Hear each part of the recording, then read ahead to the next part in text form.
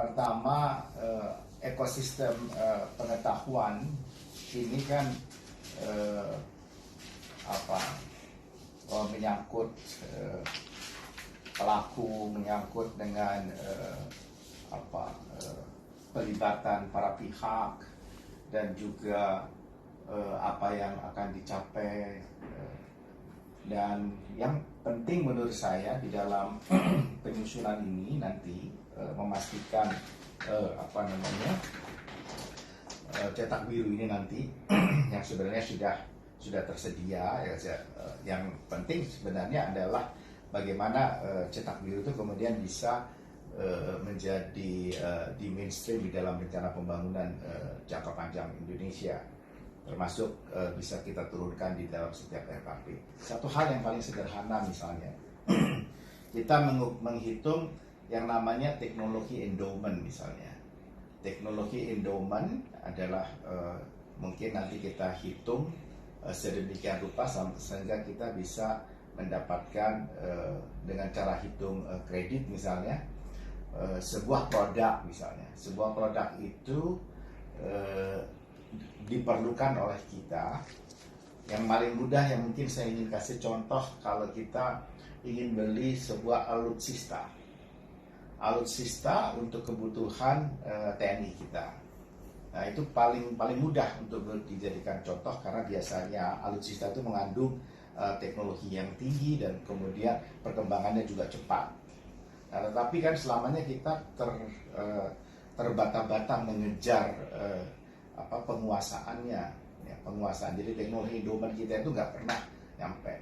Maka sebenarnya ke depan kalau kita ingin memastikan bahwa ilmu pengetahuan dan teknologi itu menjadi panglima di dalam perencanaan pembangunan kita, maka dalam satu kebijakan kita bisa memberikan afirmasi terhadap produk-produk tertentu sedemikian rupa dalam hitungan kredit teknologi endowment itu, mana yang boleh kita beli buy totally, tapi ada yang kita harusnya bisa make totally, atau kita bikin hybrid, atau dia dalam rangka perkembangan sehingga pemerintah misalnya harus memastikan sebagai off-taker.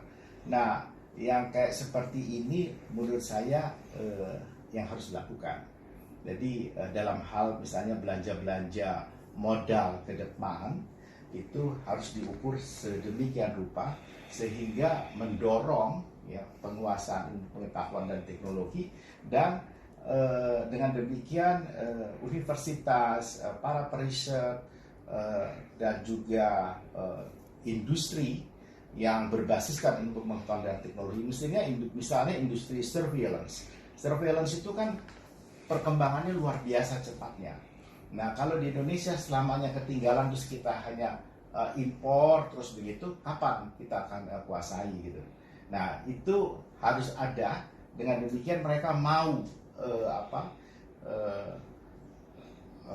mengembangkan kemampuan kapasitasnya, dan itu yang saya sebut dengan design and build. Jadi mereka design, build, dan kemudian market tadi yang saya sampaikan tadi itu benar-benar tersedia. Nah, kalau itu bisa kita lakukan, ya insya Allah ada semacam stimulan buat para periset kita, buat universitas. Karena selamanya kita mengatakan misalnya harus ada kerjasama tripartit antara universitas, industri, pemerintah, ya kan.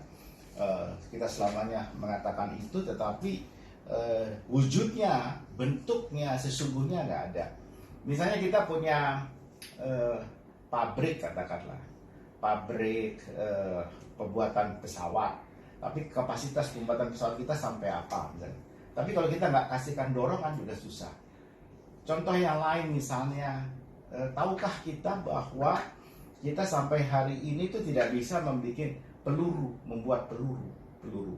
Jadi peluru itu sebagiannya kita impor dalam bentuk sudah jadi, tapi ada juga sebagian dari peluru itu bisa dibuat di dalam negeri yang komponen-komponen tertentunya tetap kita impor.